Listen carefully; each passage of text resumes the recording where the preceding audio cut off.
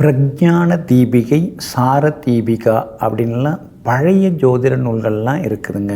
அந்த பழமையான ஜோதிட நூல்களில் சில புது விஷயங்களும் பேசப்பட்டிருக்குங்க. சூரியனுடைய பவர் உங்களுக்கு வேணுமா அப்படின்னா தேங்காயோடு நீங்கள் கோவிலுக்கு போகிறது நல்லதுங்க. சிலர்லாம் கோவிலுக்கு போகிறோம்னா ஏதோ பிக்னிக் போகிற மாதிரி கை வீசிட்டு போவீங்க. ஆனால் ஒரு சிலர்லாம் பாருங்கள், கோவிலுக்கு போகிறதா இருந்தாலே தேங்காய், பூ, பழம் அப்படின்னு சொல்லி வாங்கி அர்ச்சனை பண்ணி இறைவனை வணங்குவாங்க. அப்போல்லாம் பார்த்திங்கன்னா கோவிலுக்கு போகிறதுக்குன்னே ஒரு தனியாக ஒரு ஒயர் கூட அல்லது சில்வரில் கூட அது மாதிரிலாம் வச்சுருப்பாங்க. அதை கையில் எடுத்துப்பாங்க. அதில் அழகாக தேங்காய், பூ, பழம், ஊதுபத்தி, நல்லெண்ணெய், திரி, தீப்பெட்டியோடு கிளம்பி போவாங்க. நாம் சூரியனுடைய பவர் கிடைக்கணும் அப்படின்னா தேங்காயோடு போகணுங்க. அப்படின்னாங்க தேங்காயில் என்ன இருக்குது?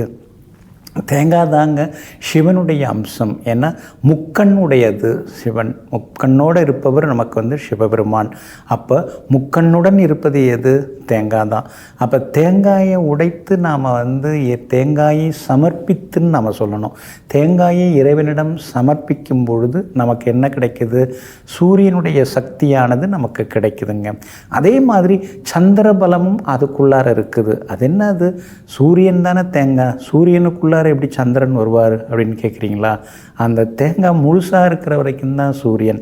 அது இறைவன் முன்னால் சமர்ப்பிக்கப்பட்டு இரண்டாக உடையுது இல்லைங்களா? அப்படி உடைஞ்சால் அந்த இரண்டு மூடிகள் அப்படின்னு ஆகும் பொழுது அங்கே சந்திரன் உட்கார்ந்துடுறார். அப்போ சூரியன், சந்திரன் இந்த ரெண்டு கிரக பலமும் ஒரு தேங்காயை இறைவனிடம் சமர்ப்பித்து வணங்குவதன் மூலமாக நமக்கு முழுமையாக கிடைக்குதுங்க.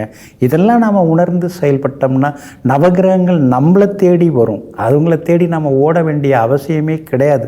அதனால்தான் வழிபாட்டு முறைகளை முழுமையாக நாம் பின்பற்றுவது நல்லதுங்க.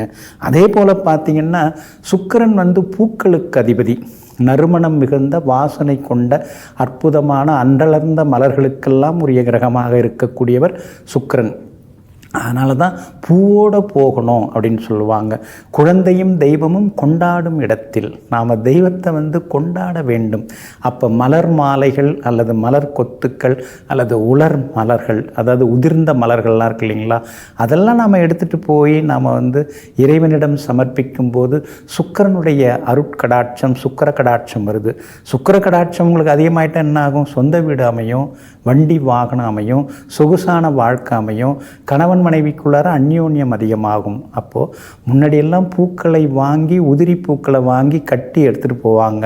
அதே மாதிரி தன்னுடைய தோட்டத்தில் இருக்கக்கூடிய பூக்களை பறித்து அழகாக கொண்டு போய் அந்த ஃப்ரெஷ்ஷான மலர்களை இறைவனுடைய திருப்பாத கமலங்களில் சமர்ப்பிப்பாங்க.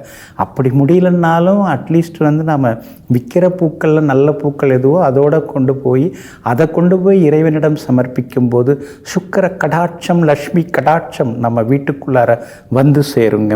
பூமாலையாக இருந்தாலும் புஷ்பாஞ்சலியாக இருந்தாலும் எல்லாமே சுக்கிரன் தான், எல்லாமே சுக்கிர கடாட்சம் தான். அதே மாதிரி பழங்கள், வாழைப்பழமாக இருந்தாலும் சரி, ஏதோ எந்த பழத்தை நாம் சமர்ப்பித்தாலும் அங்கே யார் நிற்கிறாங்க?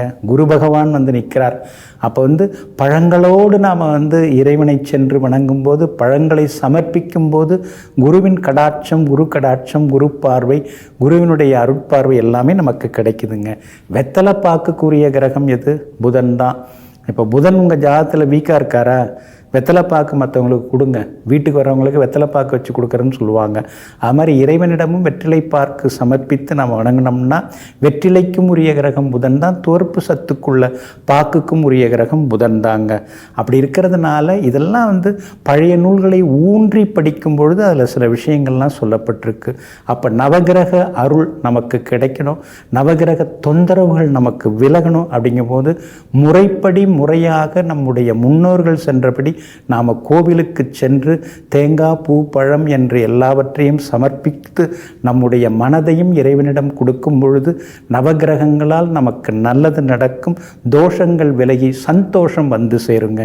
நெஞ்சிற்கினியவர்களே, புந்தி வாரமாகிய இன்றைய நாள் உங்களுக்கு பொன்னையும் பொருளையும் அள்ளித்தரும் அதிர்ஷ்டகரமான நாளாக அமையட்டும்.